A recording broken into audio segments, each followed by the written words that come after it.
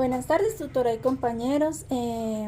Hago mi video explicativo sobre las matanzas en el Valle del Cauca. Estoy con el señor Milton, que nos va a orientar sobre el tema. Milton, ¿qué nos puedes hablar sobre la importancia del tema en el Valle del Cauca? Sí, mira, digamos que esa fue una época muy oscura que vivió Colombia, digamos, entre los años 1946 y 1958, que fue la violencia que hubo en Colombia a raíz de muchas circunstancias. Eso ocasionó que se viviera una época oscura de matanza, de humillación, de persecución de la población, y eso ocasionó también que, sobre todo en el Valle del Cauca, eso pasó en todo el país, pero sobre todo en el Valle del Cauca se concentró un grupo llamado Los Pájaros, que era, digamos, un grupo de paramilitares, los que ahorita conocemos como paramilitares, que finalmente fueron patrocinados por el mismo gobierno o fueron condecorados por el mismo gobierno de esa época. En esa época había una disputa entre los godos que eran los del Partido Conservador que hoy conocemos, y los liberales, que eran los liberales que hoy conocemos.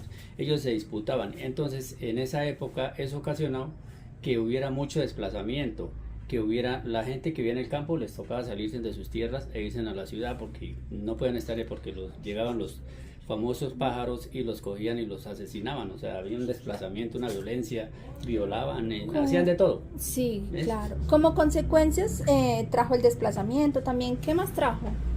Digamos que trajo mucha pobreza al país, porque imagínate, la gente que estaba en el campo salía y se iba porque ellos no podían estar en el campo, dejaban sus tierras botadas.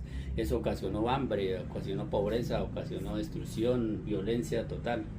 Esas fueron como las principales consecuencias de esos grupos de esa época, y que aún todavía, yo creo que todavía tenemos consecuencias de esos grupos. Claro, también Pájaros las consecuencias mentales que nos dejaron, sí, señora, y las pérdidas de vida que imagine pasaron. lo que ocasiona eso en los pelados, por ejemplo, en los niños de esa época. Eso viene en consecuencias desde esa época. Niños traumatizados, padres que abandonaban a sus hijos por irse por allá, por salir. Bueno, un resto de cosas, consecuencias que trajo ese grupo, los famosos pájaros. Bueno, como reflexión personal, ¿qué crees que nos enseña todas estas masacres y estas matanzas que han pasado en el país?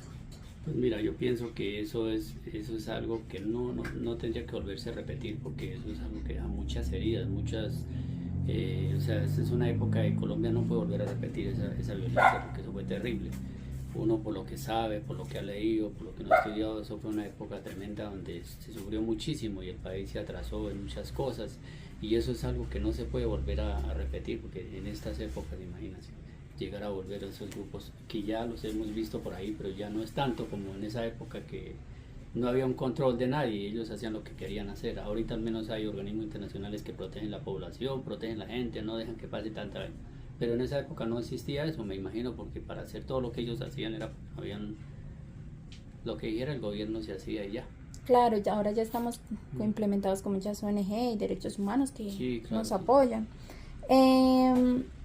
Bueno, yo pienso que tenemos que aprender de todas estas memorias históricas para hacer una construcción de la sociedad y aprender de todo eso para la no repetición y para poder experimentar que nuestro país siga surgiendo y que sea una Colombia mejor. Muchas gracias, hasta luego.